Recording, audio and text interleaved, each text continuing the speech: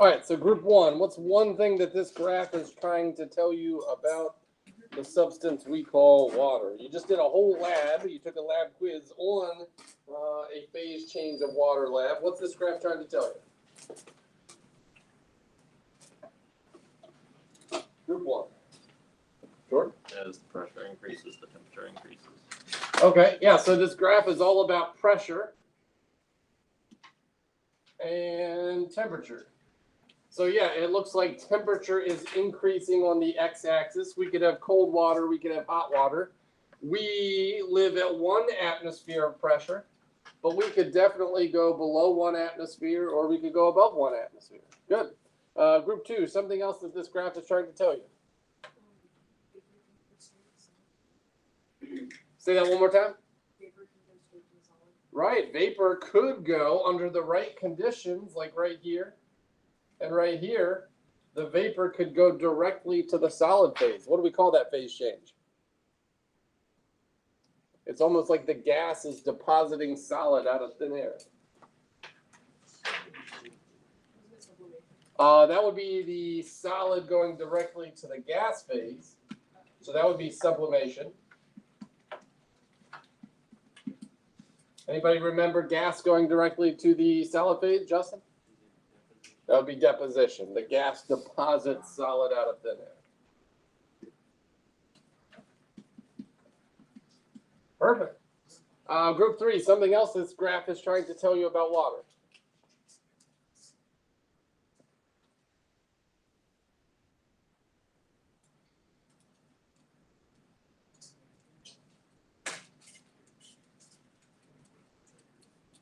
Group 3?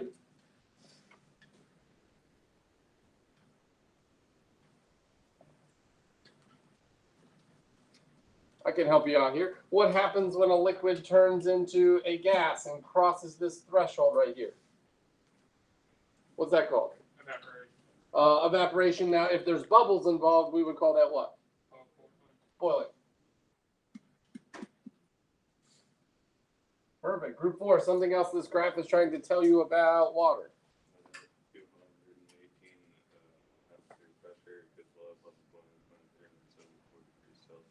Right, so something special happens at this C point right here. Now that's pretty high in pressure. Like this right here is 1 atmosphere of pressure. You have 1 sky sitting on your head. So up here, you'd have to have like a pressure chamber, like a sealed flask or something that it can really withstand that pressure. But that's like 218 skies worth of pressure. And the water would get up to 374 degrees Celsius. It's not the first time we've seen water go above 100 degrees Celsius. We saw superheated steam the other day. Now, at that point, what would the phase of the water be in? Owen? Gas. Okay, yeah, it's kind of on this side would be gas. On this side would be liquid. Right, so vapor would be like water vapor. The problem is anything beyond this point, is it a liquid or is it a gas? You don't really have a line to say, well, you're on the left side or the right side. So that C is a really important point, known as a supercritical fluid. So this right here is called the critical point.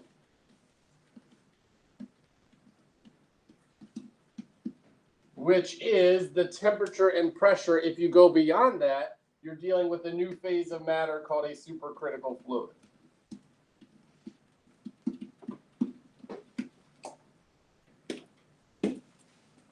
So that's probably new for a lot of people. So I would definitely add that. We think of solids, liquids, and gases. Those are 3 main phases of matter. You took notes on plasmas. But this would be a new phase of matter. It's neither liquid or gas. It's kind of somewhere in between. Liquids and gases are both considered fluids, and it's beyond the critical point, so we call it a supercritical fluid. Yeah, that's really cool. I'll show you a video of that in just a second here. Group 5, something new on this graph.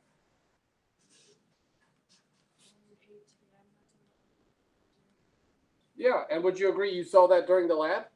Yeah, so at 1 atmosphere, this is where we live right here. When the solid turns into the liquid, we say that that is melting.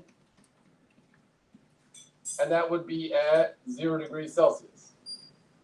Perfect. Group 6, something new.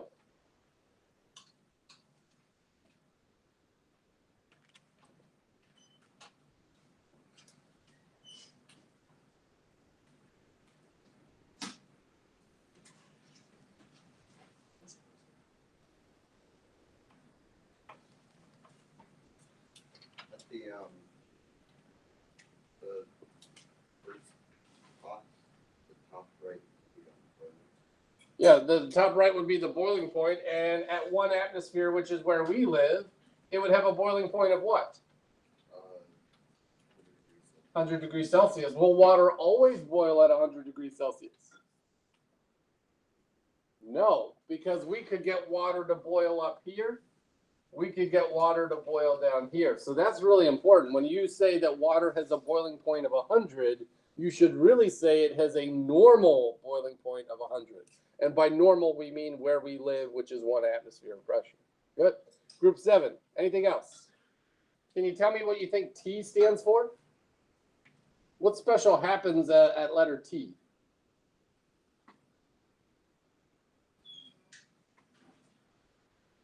A little bit louder.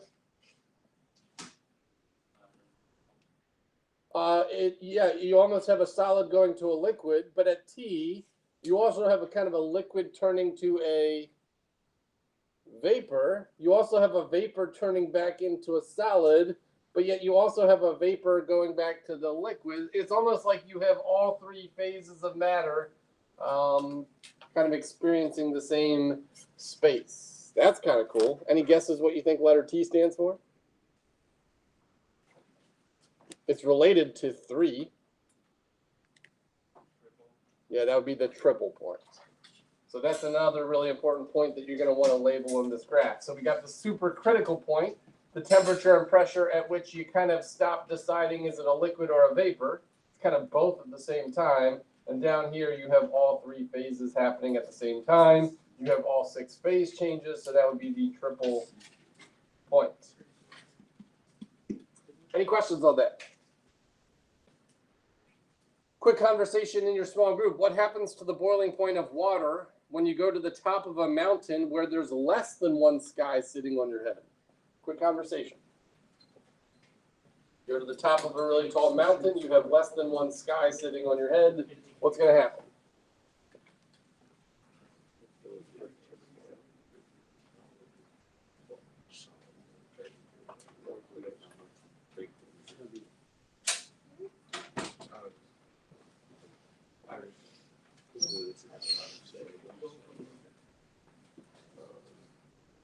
All right, back to the whole group. Any thoughts? Where on this graph are we located if you're at the top of a mountain? Higher than 1 atmosphere of pressure or less than 1 atmosphere of pressure? Thumbs up higher, thumbs down less? Higher or less?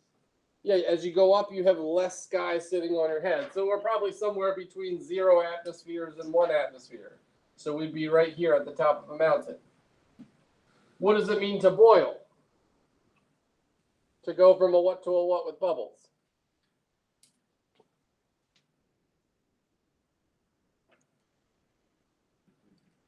Yeah, liquid to a gas. We'd be right here. Drop an anchor. What can you tell me about that boiling point, Thomas? Higher than 100, less than 100?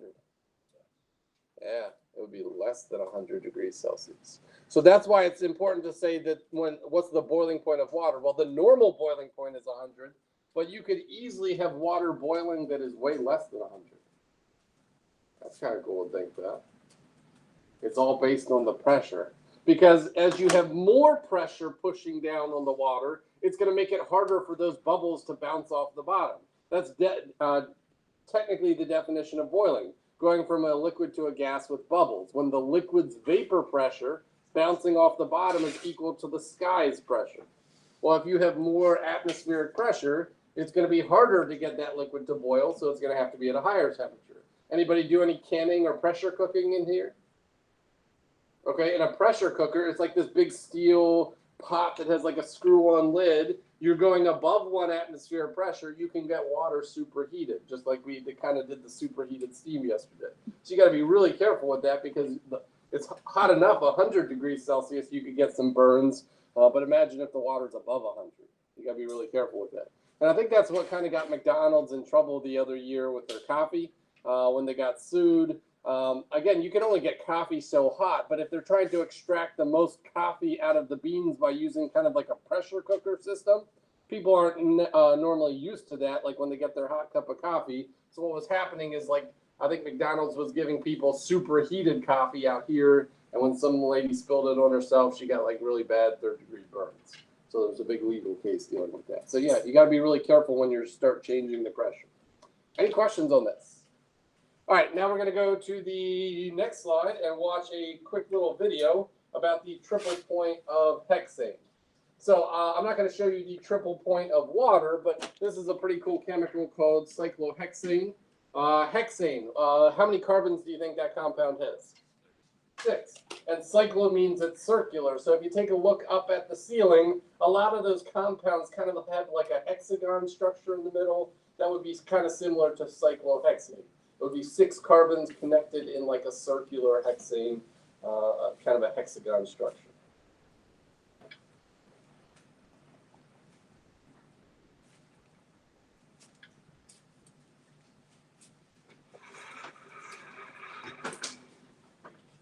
Students at the University of Manchester in the United Kingdom were trying to identify this liquid when something very unexpected happened.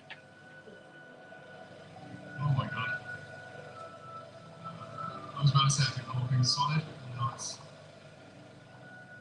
This is one of the reasons that I love science. It just does the most unexpected things. It's the whole thing. Just, oh. I have no idea what's going on in this video. Can someone please explain to me how this is somehow boiling and turning into a solid at the same time? Over 5.5 million views later, it's time to figure out just what this substance is. What these guys have stumbled across is a very specific pressure and temperature, which scientists refer to as the triple point. Which is the perfect temperature and pressure at which all 3 of these solid, liquid and gas phases can exist. It takes just a really tiny change in temperature or pressure to flick between one or the other.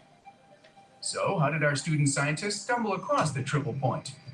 It looks like water in that flask, but actually it's something called cyclohexane. What they're doing here is actually vacuuming out what we call the headspace of the flask, which is the gas that is just above the liquid. Now, because that contains cyclohexane molecules that have evaporated off the liquid layer, by removing that, we're changing what we call the equilibrium. The system wants to restore this equilibrium, and that means that you get more and more cyclohexane molecules evaporating out of solution. But it takes energy to do this, and as a result, the remaining cyclohexane drops in temperature and freezes. So the gas at the top of the flask is pumped out, disturbing the balance and making the liquid boil.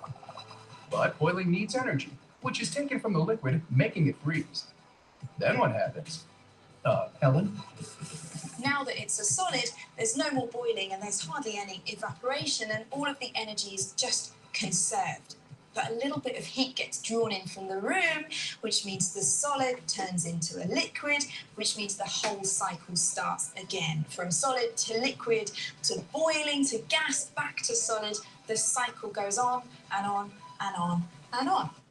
All right, quick conversation in your small group. What do we mean by the triple points?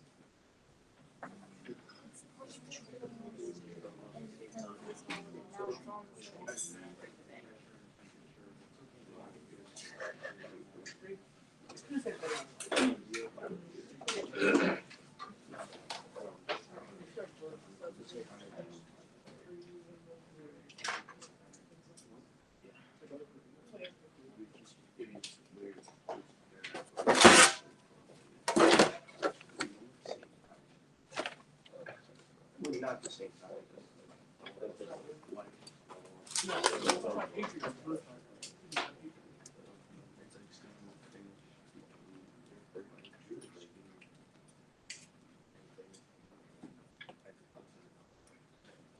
All right, number. I'll be the wrong class. There we go. Number 23, Jarrell, what do we mean by the triple point? It's the perfect pressure and temperature where all three states of matter are able to exist at once. Right, so it's the perfect temperature and pressure, which I'm not really sure. I'd have to look at the phase diagram for cyclohexane, but for water, the perfect pressure is basically 0 atmospheres, 0.006, and just above freezing, 0.0098 degrees Celsius. So basically it's perfect pressure, and basically the freezing point of water, you'd have solid, liquid, and gases all kind of existing together. Any questions about the triple point? All right, let's go ahead and take a look at what we mean by supercritical fluids. So we're going to take a look at dry ice, which you can, when you get it up to about 4 atmospheres of pressure, you can get it to go supercritical.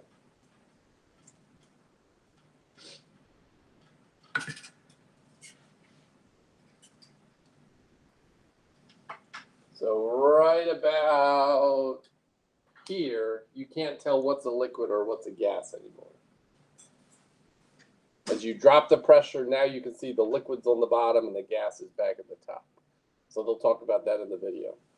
Hey everyone, I thought I'd show you my latest project. This is a plastic chamber that I built that's holding liquid CO2. So first I'll show you how this thing works, and then I'll talk about how I built it and what I plan to do with it.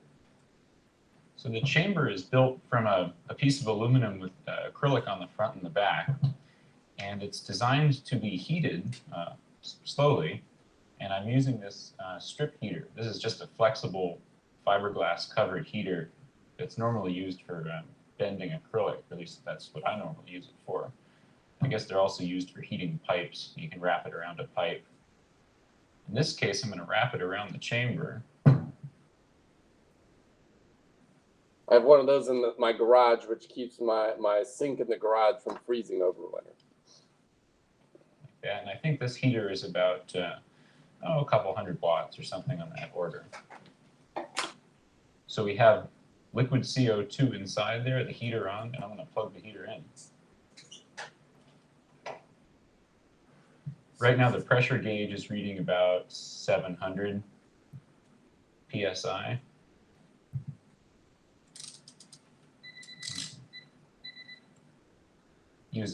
I drilled a tiny hole in there just so I can put a thermocouple in and get a more accurate reading. So he's going to measure the temperature of that liquid the gas CO2 mixture. is starting to boil in there. See those bubbles? You can see up here the pressure's starting to go up. I would not try this at home. Okay, now the boiling has pretty much stopped. You can still see some density changes in the liquid there, but at this point there's no more bubbles, and the transition from the liquid to the gas phase in there is almost gone. So let me give it another shake. So it's at about 35 degrees Celsius, and right about there, the CO2 has gone supercritical. You can't see that liquid versus gas mixture anymore because it's a new phase. It's called a supercritical fluid. Liquid and gas inside there. So yeah, somewhere around 35, 36, 37 degrees Celsius, and I believe that's about 4 atmospheres of pressure.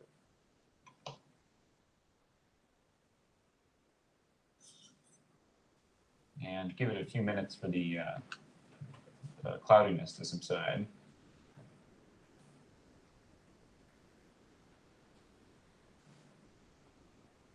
So as you can see, what we're left with here is one phase basically inside the chamber. The CO2 has gone supercritical, meaning that the density between the liquid phase and the gas phase eventually became so similar that they blended together. So it's all one continuous phase in there now. Now to transition back, what I'm going to use is just a piece of dry ice. And I'm going to hold it against the aluminum on the outside. So now he's going to drop the temperature below the needed temperature for the supercritical point. The pressure is going to go down, the temperature is going to go down, and if it gets below the critical point, now you're right back to the liquid phase and the gas phase. Now you Surprisingly, can this tell the actually works difference. better with just water ice, since it melts and makes a nice contact between the aluminum in the ice cube. All right, quick conversation As in you your can small see, group. the What do we mean by the vacuum supercritical point, and what is a supercritical fluid?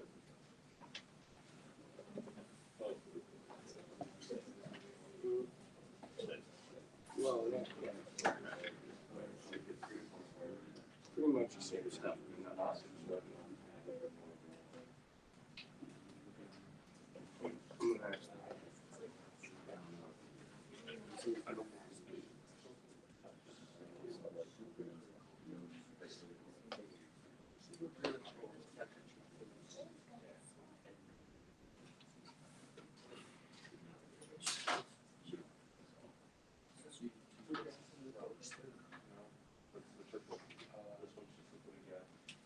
All right, once you're done jotting your notes down for that, I'd like you to put on your goggles. I'm going to do the last demo for today.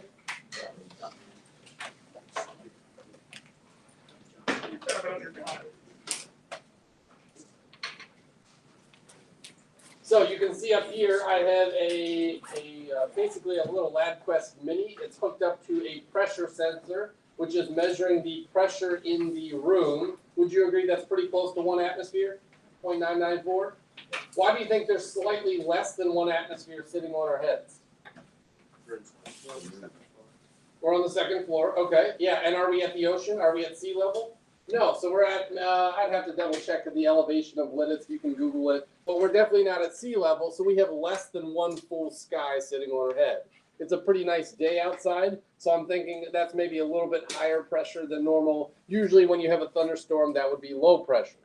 So let me go ahead and bring my camera over here so that people at home can watch. But what we're going to do is we're going to try to boil water that is not at 100 degrees Celsius. So to do that, I'm going to go over to the sink over here and get some pretty warm water, but it's definitely not going to be boiling.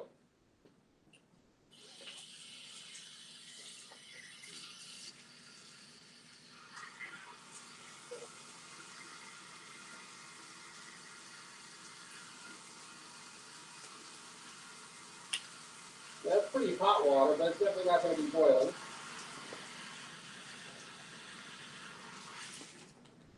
All right, so let's get it over here as quickly as possible. Anytime you're working with pressure or vacuum, you definitely want some safety goggles on just in case anything would shatter.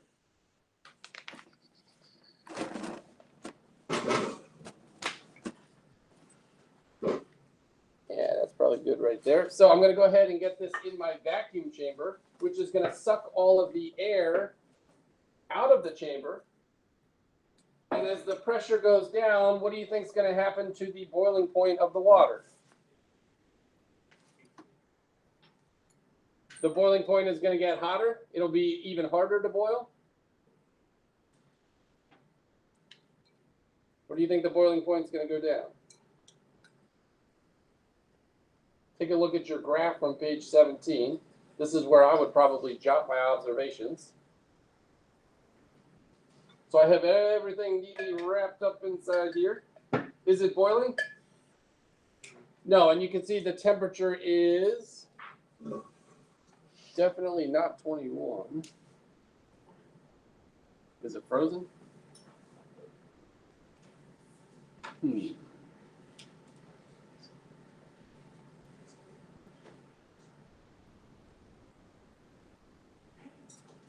All right, I'm going to try this again.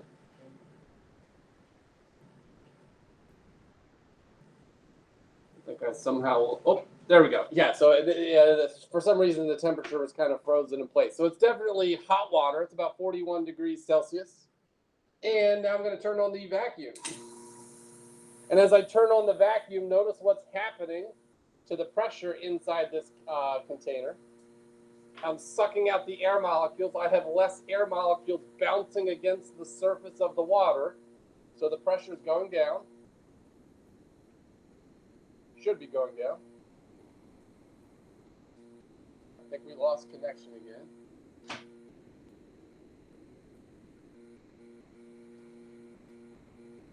There we go. So yeah, the pressure's definitely going down. There's a little bit of a lag there. So now I'm about 1/3 of a sky sitting on our head. And if you look closely, Holly Ann, what do you see inside the beaker? Looks like a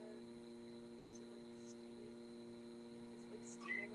Yeah, it's kind of steaming up a little bit. I've got some bubbles coming from the bottom.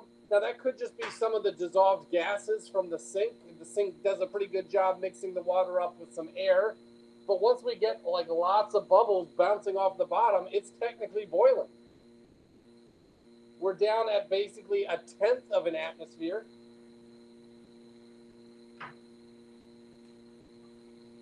Pollyann, would you say that we definitely have some bubbles bouncing off the bottom now? Yeah. So we have achieved boiling by getting it up to 100 degrees Celsius? No, we are way less than 100 degrees Celsius. So again, 100 degrees Celsius is just the normal boiling point of the water. This right here would be the effect of lowering the pressure. As there's less pressure pushing down on the water, it's easier for that water vapor to bounce off the bottom, which is the definition of boiling. So we have achieved boiling at 39 degrees Celsius. How would this affect how you would have to cook your food? Like if you lived in Denver, Colorado, and you were trying to cook maybe some ramen noodles or pasta, what's going to happen if you're boiling water and it's only 39 degrees Celsius? Are you going to have to cook the food longer or less? You're going to have to cook the food a lot longer. Now, again, this is pretty drastic. Obviously, Denver, Colorado is not at 1/10 of an atmosphere, but the water would boil at a significantly lower temperature than 100. And that's why oftentimes if you look at like prepackaged food, like boxed brownies and other things like that, there's often a high elevation set of instructions. So if you live at high elevations like in Denver, Colorado, you're going to have to use different temperatures and different cooking times to achieve the same results. Any questions on that?